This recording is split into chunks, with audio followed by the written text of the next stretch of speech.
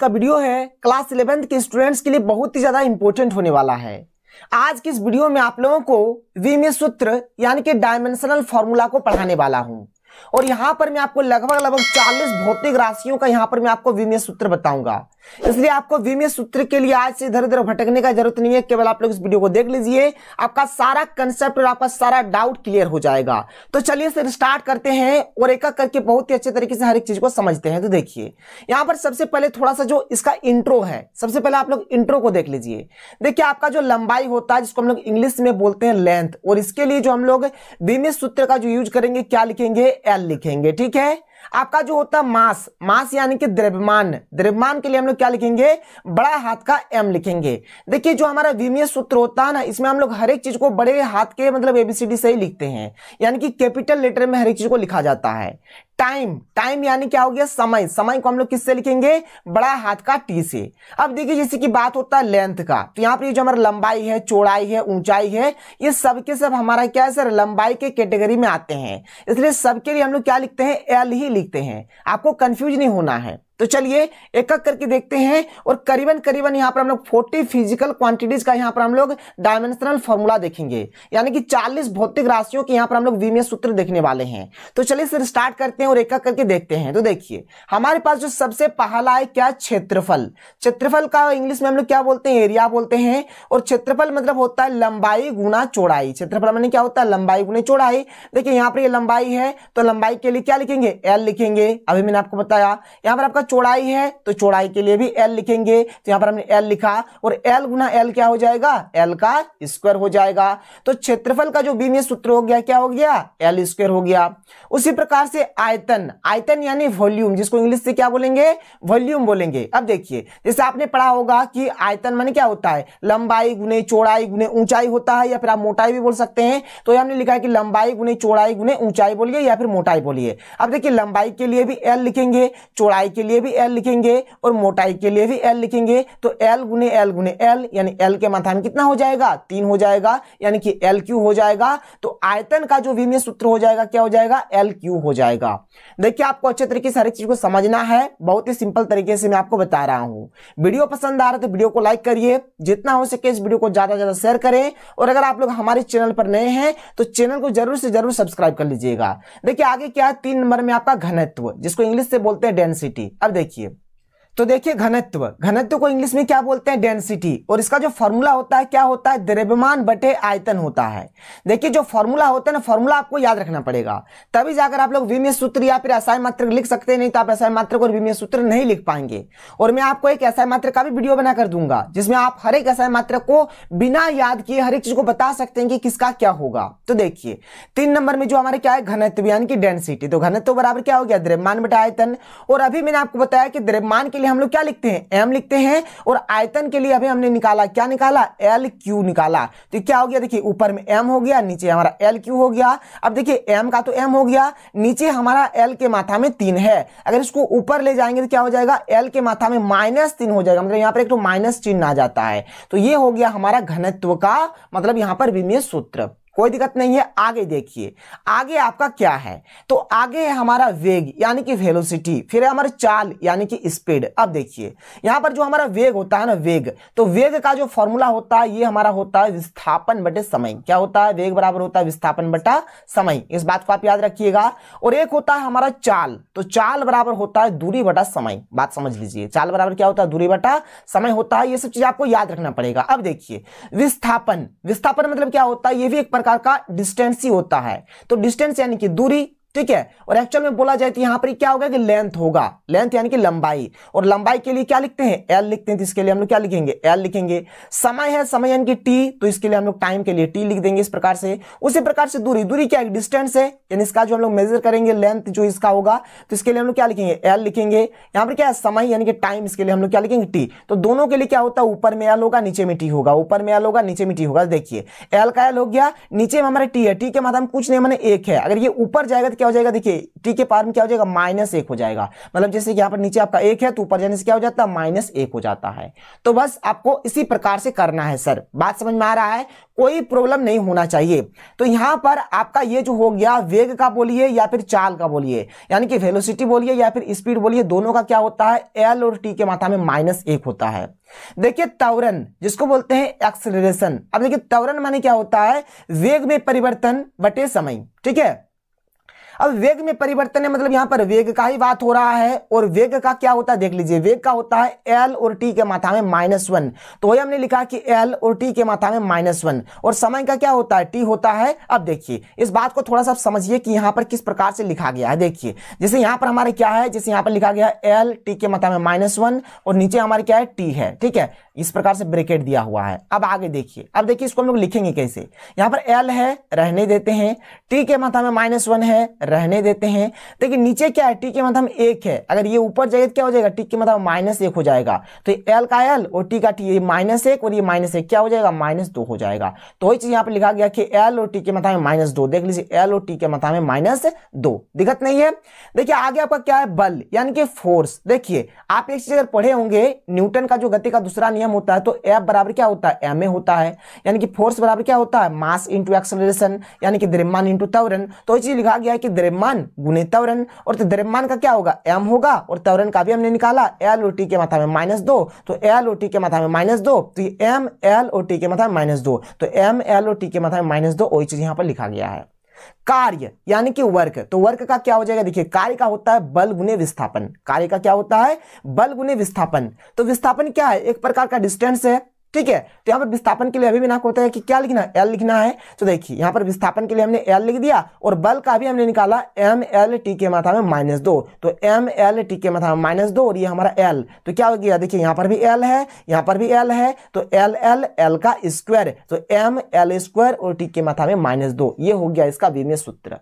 समझ में आ रहा है सर? आप लोग कमेंट्स जरूर करिए, लाइक जरूर करिए, ताकि मुझे भी मोटिवेट मिलेगा और आप लोगों के लिए और अच्छे मैं वीडियो लेकर आऊं। आगे देखिए, आगे आपका क्या है, आगे है आपका शक्ति जिसको बोलते हैं पावर, ठीक है। तो शक्ति का यहां पर जो फॉर्मूला होता है क्या होता है, कार्य बटे समय होता है। शक्ति का क्या होता है, कार्य बटे समय। और देखिए अभी हम लोगों ने कार्य का यहां पर निकाला, देखिए कार्य का हमने क्या निकाला, तो कार्य का हमने ये निकाला एम एल स्क्वायर और टी के मात्रा में -2। तो देखिए यहां पर हमने वही चीज लिख दिया, एम एल स्क्वायर और टी के मात्रा में -2, और नीचे हमारे देखिए समय, समय यानी कि टी हो गया। देखिए इसको अगर हम लोग लिखेंगे तो ऐसे लिखेंगे एम एल टी के मात्रा में -2, ये ऊपर में है, ठीक है, ये तो हमने लिख दिया। और देखिए टी हमारे नीचे, यानी कि टी के पावर में 1 हमारा ये क्या है, नीचे है, इसको अगर ऊपर ले जाएंगे तो क्या होगा, टी के मात्रा -1 हो जाएगा, तो एम का एम हो जाएगा, एल स्क्वायर का एल स्क्वायर हो जाएगा, टी यहाँ पर देखिए -2 है और यहाँ पर -1 है, तो माइनस माइनस प्लस 2 और 1 कितना हो जाएगा, 3, यानी कि -3 हो गया। तो एम एल स्क्वायर टी के मात्रा में -3 हो जाएगा। कुछ इस प्रकार से आपको इसको सिंप्लीफाई कर लेना है।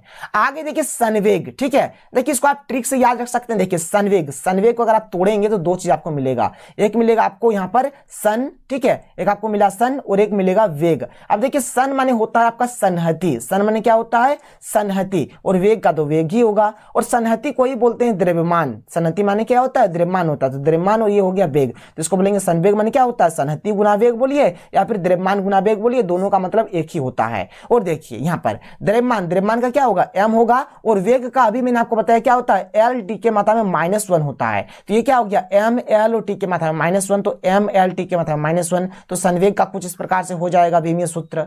आगे देखिए क्या आपका आवेग, आवेग में क्या है, एक होता है बल गुने समय, क्या होगा, बल गुने समय। और अभी हमने बल का निकाला, क्या निकाला, एम एल और टी के मात्रा में -2 निकाला ना, और यहां पर देखिए समय का क्या होगा, टी होगा। अब देखिए यहां पर थोड़ा सा आपको सिंप्लीफाई यहां पर किस प्रकार से किया गया इसको समझना पड़ेगा। देखिए यहां पर देखिए टी के मात्रा में एक जगह पे -2 है और यहां पर टी की जगह पे एक बार जगह पे 1 है, तो ये -2 हो गया और ये 1 हो गया, तो -2 + 1 को अगर सॉल्व करेंगे क्या होगा, -1 ही तो होगा। तो चीज लिखा गया कि टी के मात्रा में -1। क्लियर है? आगे देखिए बल आघूर्ण, ठीक है, बल आघूर्ण का फॉर्मूला होता है बल गुने दूरी। तो बल का हो गया एम एल और टी के मात्रा में -2, और दूरी का हो गया एल। अब यहां पर भी एल है, यहां पर भी एल है, तो एल एल क्या हो जाएगा, एल स्क्वायर हो जाएगा। तो एम एल स्क्वायर टी के मात्रा -2, और टर्क्यू बोला जाता है, इसको याद रखिएगा, बहुत ही इंपॉर्टेंट है, यहां से क्वेश्चंस बनते हैं। आगे है आपका गतिज ऊर्जा, जिसको इंग्लिश से बोलते हैं काइनेटिक एनर्जी। काइनेटिक एनर्जी का क्या होता है, 1/2। देखिए 1/2 होता है एम वी स्क्वायर होता है, एम यानी मास और वी यानी कि वेलोसिटी यानी कि वेग। तो देखिए 1/2 से यहां पर हमें लेना देना नहीं है, ठीक है, कांस्टेंट, इसको गोली मारिए। द्रव्यमान है, द्रव्यमान का क्या हो जाएगा, एम हो जाएगा। अब देखिए वेग, वेग का होता है एल और टी के मात्रा में -1, लेकिन इसके ऊपर में स्क्वायर लगा हुआ है तो हमको यहां पर भी स्क्वायर देना पड़ेगा। अब देखिए यहां पर अगर हम लोग स्क्वायर दे देते हैं तो क्या हो जाएगा, देखिए एम का एम हो जाएगा, एल है तो एल है, और यहां पर स्क्वायर है तो एल स्क्वायर हो जाएगा, फिर टी। अब देखिए माइनस का माइनस हो जाएगा, 2 1 2 हो जाएगा। तो कुछ इस प्रकार से ये चीज हो जाएगा जो कि यहां पर लिखा गया है, देख लीजिए, बहुत ही सिंपल है। आगे बढ़िए सर, आगे देखिए, आगे है आपका स्थितिज ऊर्जा, जिसको बोलते हैं पोटेंशियल एनर्जी। इसका फॉर्मूला होता है द्रव्यमान गुने गुरुत्वीय त्वरण गुने दूरी, ये होता है। अब देखिए गुरुत्वीय त्वरण रहे या फिर त्वरण रहे, आपको वही लिखना है, एल टी के मात्रा में -2, ठीक है। तो द्रव्यमान के लिए एम लिखा, त्वरण के लिए एल, टी के मात्रा में -2 लिखा, और दूरी के लिए हमने यहां पर एल लिख दिया। यहां पर भी एल है, यहां पर भी एल है, तो एल का स्क्वायर हो जाएगा एम और टी के मात्रा में -2, कुछ इस प्रकार से लिख देंगे। दाब यानी कि प्रेशर, तो देखिए दाब का यहां पर फॉर्मूला क्या होता है, तो होता है बल बटा क्षेत्रफल। बल का भी हमने निकाला एम एल और टी के मात्रा में -2, और यहां पर क्षेत्रफल यानी कि एल स्क्वायर, क्षेत्रफल का एल स्क्वायर अभी मैंने आपको बताया। अब देखिए यहां पर एम का तो एम रह गया, कोई दिक्कत नहीं है। यहां पर टी के मात्रा में -2 है, टी के मात्रा में -2 हो गया, कोई दिक्कत नहीं। अब देखिए यहां पर एल ऊपर में कितना, 1 है, तो देखिए एल ऊपर में 1 है, और यहां पर एल नीचे में कितना, एल का स्क्वायर है, तो ऊपर जाएगा क्या हो जाएगा, एल के मात्रा में -2 हो जाएगा। तो ये 1 और ये -2, तो 1 और ये -2 को अगर हम लोग ऐड करेंगे तो क्या हो जाएगा, देखिए 1 -2 यानी कि यहां पर -1 हो जाएगा। इसलिए यहां पर एल के मात्रा में क्या लिखा गया है, -1 लिखा गया है, कोई दिक्कत नहीं है। आगे देखिए प्रतिबल, जिसको बोलते हैं स्ट्रेस, तो इसका जो फॉर्मूला होता है क्या होता है, इसका भी होता है बल बटा क्षेत्रफल। इसका भी क्या हो जाएगा, बल बटा क्षेत्रफल हो जाएगा। बस उसी प्रकार से आप लिखिए, जैसे ऊपर वाला का हुआ उसी प्रकार से नीचे वाला का भी हो जाएगा, वही होगा इसका, ठीक है। आगे क्या है कि विकृति, जिसको बोलते हैं स्ट्रेन, इसका जो फॉर्मूला होता है क्या होता है, देखिए लंबाई में वृद्धि बटे प्रारंभिक लंबाई। इसका मतलब फॉर्मूला होता है लंबाई में वृद्धि बटे प्रारंभिक लंबाई। देखिए यहां पर भी लंबाई का बात हो रहा है, इसलिए हमने एल लिखा।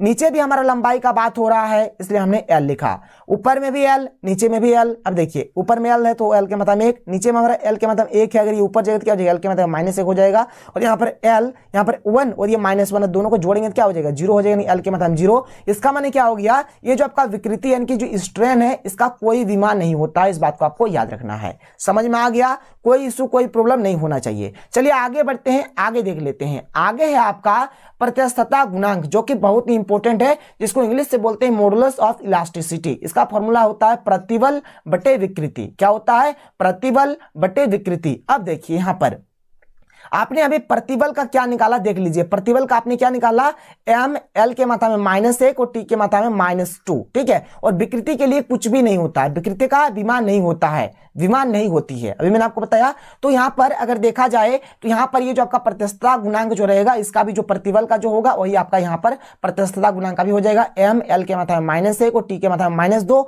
आप देख लीजिए यहां पर है ना, एम एल के मात्रा में -1 और टी के मात्रा में -2, क्योंकि यहां पर विकृति का कुछ भी नहीं होता है। और देखिए यहां पर एकक जो भौतिक राशि है ना, एक दूसरे से रिलेट कर रहे हैं, इसलिए आपको हर एक चीज को पढ़ना है, हर एक चीज को देखना है। 18 नंबर वाला जो है ना, वन ऑफ द मोस्ट यहां पर भौतिक राशि है, क्या है, पृष्ठ तनाव, जिसको बोलते हैं सरफेस टेंशन। अब देखिए इसका फॉर्मूला होता है बल बटा लंबाई। देखिए बल का क्या होता है, एम एल और टी के मात्रा में -2, और नीचे आपका लंबाई का एल हो गया। देखिए यहाँ पे एल कट जाएगा तो बचेगा क्या, एम और टी के मात्रा में -2, तो एम और टी के मात्रा में -2, कोई दिक्कत नहीं है। आगे देखिए जड़त्व आघूर्ण, ठीक है, मोमेंट ऑफ इनर्शिया। अब ये भी ना बहुत ही इंपॉर्टेंट है। देखिए इसका जो यहाँ पर फॉर्मूला होता है द्रव्यमान गुने दूरी का स्क्वायर। तो द्रव्यमान का एम होता है, दूरी का हमारा एल होता है, तो एल का स्क्वायर हो जाएगा, तो एम एल का स्क्वायर हो गया।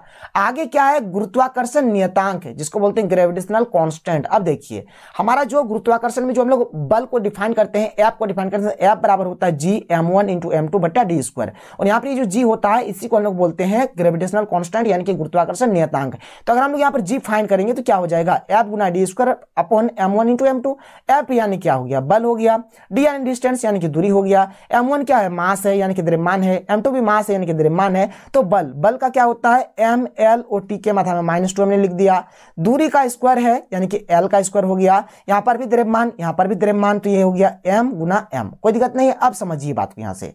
अब देखिए आप ऐसे भी समझ सकते हैं कि यहां से आपका m और m कैंसिल आउट हो जाएगा, तो यहां पर आपका नीचे m है, एक तो m है, तो ऊपर जाने से क्या हो जाएगा, m क्या मतलब -1 हो जाएगा।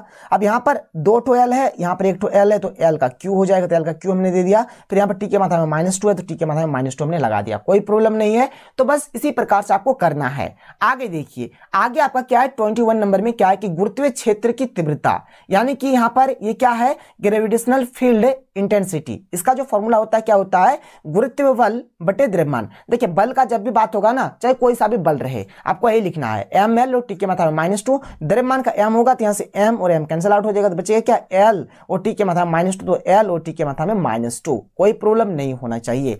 आगे देखिए, आगे आपका क्या है, आगे है आपका गुरुत्वीय विभव, जिसको बोलेंगे ग्रेविटेशनल पोटेंशियल।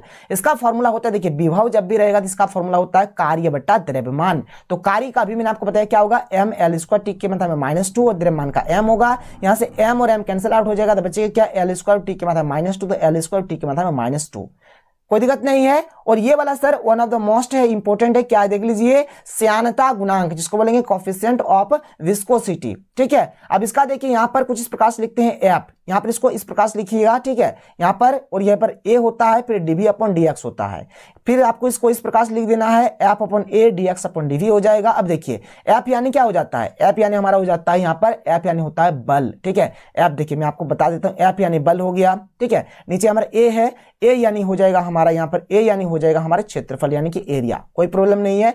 अब जैसे यहां पर dx है ना, मतलब यहां पर x है, x यानी हमारी क्या एक दूरी है, क्या है एक दूरी है, और यहां पर v यानी क्या होता है वेलोसिटी, यानी ये हमारे क्या है वेग है। तो बस आप बल का लिखिए, तो बल का हो गया m l और t के मतलब -2, दूरी के लिए हम लोग लिखते हैं l, क्षेत्रफल के लिए लिखते हैं l², और वेग, ठीक है, वेग के लिए क्या लिखते हैं l और t के मतलब -1। फिर आप इसको सिंप्लीफाई करिए, देखिए यहाँ से l और यहाँ पर l² है, तो यहाँ पर l और ये l मिलकर l² खत्म हो जाएगा।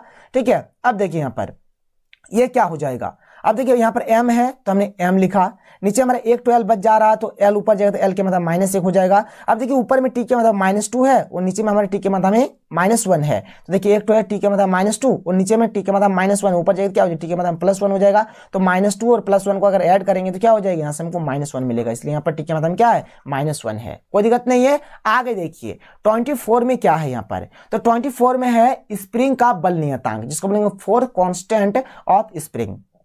देखिए इसका जो फॉर्मूला होता है क्या होता है, F बराबर K इंटू एक्स होता है, तो K बराबर हो जाएगा F अपन एक्स, तो F यानी हो गया बल और X माने हो गया लंबाई में वृद्धि। ठीक है, यानी यहाँ पर एक्चुअल में बोला जाए तो लंबाई है, तो बल का क्या होता है m l और t के मतलब -2, और लंबाई का क्या होता है l होता है, तो यहाँ से l l कैंसिल आउट हो जाएगा, बचेगा m और t के मतलब -2, तो m और t के मतलब -2 है। ठीक है, आगे देखिए आवृत्ति, जो कि बहुत ही इंपॉर्टेंट है सर, और आवृत्ति माने होता है फ्रीक्वेंसी, आवृत्ति माने क्या होता है फ्रीक्वेंसी होता है। इसका फॉर्मूला होता है 1/आवर्तकाल। ठीक है, तो 1 का 1 और आवर्तकाल यानी कि टाइम है, तो यहां पर होगा t, तो 1/t यानी कि t के मात्रा में क्या हो जाएगा -1 हो जाएगा, तो इसका ये हो गया। आगे देखिए आगे आपका क्या है, आगे आपका 26 में है कोण यानी कि एंगल रेडियन में। ठीक है, तो देखिए थीटा बराबर जो क्या होता है चाप बटे त्रिज्या, यानी कि आर्क अपन रेडियस होता है। तो चाप ये क्या होता है एक प्रकार का, मतलब यहाँ पर एक डिस्टेंस यानी कि लंबाई है, तो इसके लिए हम लोग l लिखेंगे।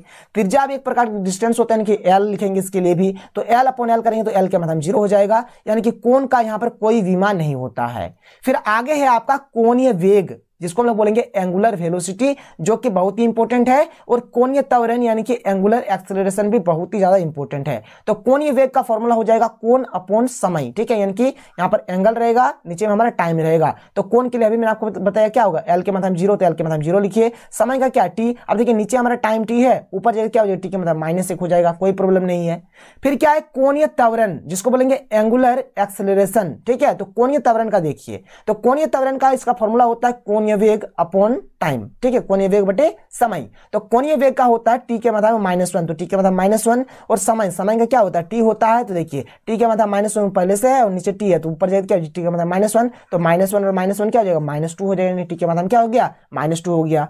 आगे देखिए सर आगे आपका क्या है, आगे जो 29 नंबर में है सर, ये बहुत ही ज्यादा इंपॉर्टेंट है, क्या है कोणीय संवेग यानी कि एंगुलर मोमेंटम। इसका फॉर्मूला होता है जड़त्वाघूर्ण गुणे कोणीय वेग, तो जड़त्वाघूर्ण का होता है ml² और कोणीय वेग का होता है t के मतलब -1। इसको सॉल्व करेंगे तो ml² और t के मतलब -1 हो जाएगा। विशिष्ट ऊष्मा जिसको बोलेंगे स्पेसिफिक हीट, और ये बहुत ही इंपॉर्टेंट है। क्या है इसका फॉर्मूला, तो Q बराबर होता है ms यहाँ पर डेल्टा टी, ठीक है। तो S निकालेंगे तो क्या हो जाएगा Q upon m into delta T. अब Q यानी कि ऊर्जा यानी कि ऊष्मा, ठीक है, और m यानी कि द्रव्यमान हो गया, और डेल्टा टी यानी कि ताप में जो वृद्धि हुआ यानी कि ताप यानी कि टेम्परेचर है, ठीक है। तो ऊर्जा का होगा, देखिए जो यहाँ पर कार्य, ऊर्जा और ऊष्मा तीनों का एक ही होता है, याद रखिएगा, कार्य का, ऊर्जा का और ऊष्मा तीनों का एक ही होता है। तो यहाँ पर जो कार्य का होगा वही यहाँ पर ऊर्जा या फिर ऊष्मा का हो जाएगा। तो यहाँ पर हो गया m L स्क्वायर टी के मात्रा में -2, द्रव्यमान का हो जाएगा m, और ये जो ताप है टेम्परेचर इसके लिए लिखते हैं थीटा। याद रखिएगा, देखिए ताप, जब भी आपका टेम्परेचर ताप रहेगा इसके लिए हम लोग क्या लिखते हैं सर, थीटा लिखते हैं। इसको भी आप लोग नोट डाउन कर लीजिएगा। तो यहाँ से हमारा m और m कैंसिल आउट हो जाएगा, तो बच्चा L स्क्वायर, तो L स्क्वायर लिख दिया, टी के मतलब -2, तो टी के मतलब -2 हो गया, थीटा नीचे है ऊपर जाएगा, थीटा का मतलब क्या हो जाएगा, -1 हो जाएगा। तो L स्क्वायर टी के मतलब -2, थीटा का मतलब क्या हो जाएगा, -1 हो जाएगा। ऊष्माधारिता जिसको बोलेंगे थर्मल कैपेसिटी, ठीक है, इसका क्या होता है देखिए, इसका फॉर्मूला होता है द्रव्यमान गुने विशिष्ट ऊष्मा। तो द्रव्यमान का m हो जाएगा और विशिष्ट ऊष्मा का होगा L स्क्वायर टी के मतलब -2, थीटा का मतलब -1। इसको सॉल्व करेंगे तो हो जाएगा m L स्क्वायर टी के मतलब -2, थीटा का मतलब -1। कोई प्रॉब्लम नहीं है। गुप्त ऊष्मा सर ये बहुत ही इंपॉर्टेंट है, गुप्त ऊष्मा जो है बहुत ही इंपॉर्टेंट है। इसका फॉर्मूला होता है Q बराबर ml, तो L बराबर हो जाएगा Q बटा m। तो Q यानी कि ऊर्जा या फिर ऊष्मा बोलिए, तो इसका होता है m L स्क्वायर टी के मतलब -2, और यहाँ पर द्रव्यमान का होता है m, तो m कट जाएगा तो बचेगा L स्क्वायर टी के मतलब -2, तो L स्क्वायर टी के मात्रा में -2। कोई प्रॉब्लम नहीं है। आगे देखिए, आगे है आपका यहाँ पर 33 नंबर में रेखीय प्रसार गुणांक, ठीक है, क्या है, कोएफिशिएंट ऑफ लीनियर एक्सपेंशन। इसका फॉर्मूला होता है लंबाई में वृद्धि बटे प्रारंभिक लंबाई गुणे ताप वृद्धि। अब देखिए लंबाई है ना सर, तो लंबाई के लिए L होगा, ये भी आपका लंबाई है इसके लिए भी L होगा, ताप वृद्धि इसके लिए होगा ताप यानी कि थीटा हो जाएगा। तो यहाँ से L और L कट जाएगा, नीचे हमारा थीटा है तो ऊपर जाएगा थीटा के मतलब क्या हो जाएगा, -1 हो जाएगा। आगे देखिए क्या है कि ऊष्मा चालकता गुणांक जिसको बोलेंगे कोएफिशिएंट ऑफ थर्मल कंडक्टिविटी, इसका जो सूत्र होता है क्या होता है देखिए, Q बराबर होता है K इंटू A θ1 माइनस θ2 बटे D इंटू T। तो K बराबर हो जाएगा Q इंटू D बटे A θ1 माइनस θ2, और ये T हो जाएगा। अब देखिए K को ही बोलते हैं ऊष्मा चालकता गुणांक यानी कोएफिशिएंट ऑफ थर्मल कंडक्टिविटी, इसी को बोला जाता है। तो यहाँ पर देखिए Q यानी कि ऊष्मा बोलिए या फिर ऊर्जा बोलिए, D यानी कि डिस्टेंस यानी कि दूरी, अब A यानी क्या क्षेत्रफल हो गया। अब देखिए θ1 और θ2 में माइनस में है यानी कि ताप में अंतर है यहाँ पर, तो ताप बोलेंगे यहाँ पर, और T यानी कि टाइम हो गया। अब देखिए यहाँ पर ऊर्जा ऊष्मा के लिए क्या होता है ml स्क्वायर टी के मतलब -2 होता है, दूरी के लिए क्या होता है L होता है, क्षेत्रफल के लिए L स्क्वायर होता है, तापांतर यानी कि ताप के लिए क्या होता है थीटा होता है, समय के लिए क्या होता है यहाँ पर T होता है। कोई प्रॉब्लम नहीं है सर। आगे देखिए इसको थोड़ा सा सॉल्व करते हैं। अब ये क्या हो जाएगा, यहाँ पर L स्क्वायर है, ये L स्क्वायर कट जाएगा, कोई प्रॉब्लम नहीं है। अब यहाँ पर m बचा, m लिख दिया, L है तो L लिख दिया। अब देखिए यहाँ पर टी के मतलब -2 है, नीचे हमारा एक है, ऊपर जगह क्या हो जाएगा -2 और -1 मिलकर -3 बना देगा, तो -3 हो गया। नीचे हमारा थीटा, ऊपर जगह थीटा का मतलब क्या हो जाएगा -1 हो जाएगा। आगे देखिए प्लांक नियतांक जिसको बोलते हैं प्लांक कांस्टेंट, और ये बहुत ही इंपॉर्टेंट है, इसको आप लोग अच्छे तरीके से कर लीजिए। तब देखिए इसका जो फॉर्मूला होता है देखिए क्या होगा, H बराबर ऊर्जा बटे आवृत्ति, ठीक है, H बराबर क्या होता है ऊर्जा बटे आवृत्ति। ऊर्जा बोलिए फिर ऊष्मा बोलिए या फिर कार्य बोलिए, तीनों का एक ही होता है बीमीय सूत्र। तो इसका हो जाएगा m L स्क्वायर टी के मतलब -2, और आवृत्ति का हो जाएगा टी के मतलब -1। तो देखिए m का m L स्क्वायर का L स्क्वायर, तो m का m L स्क्वायर का L स्क्वायर टी के मतलब -2 है, नीचे हमारा -1 है, तो -2 ऊपर जाने से +1 हो जाएगा, तो -2 और +1 करेंगे तो क्या हो जाएगा, यहाँ से -1 मिलेगा, तो टी के मतलब -1। और इस H को ही बोला जाता है प्लांक नियतांक यानी कि प्लांक कांस्टेंट, ठीक है। और यहाँ पर जो फोटोन की जो ऊर्जा निकाला जाता है E बराबर H भी यहीं से निकाला जाता है, इसको आपको याद रखना है सर, कोई प्रॉब्लम नहीं है। आगे देखिए आगे आपका क्या है, आगे है 36, और ये तो सर पूछिए मत कि कितना इंपॉर्टेंट है, बहुत ज्यादा इंपॉर्टेंट है, कर लीजिएगा। क्या है, बोल्ट्जमैन नियतांक यानी कि बोल्ट्जमैन कांस्टेंट, ठीक है। इसका फॉर्मूला क्या होता है देख लीजिए, यहां पर जो हमारा होता है E बराबर होता है 3/2 KT, ठीक है। तो यहां पर हमें K निकालना है, K, तो K बराबर हो जाएगा 2/3 E बटे T। E यानी एनर्जी यानी कि ऊर्जा, T यानी कि टेम्परेचर यानी कि ताप, कोई दिक्कत नहीं है।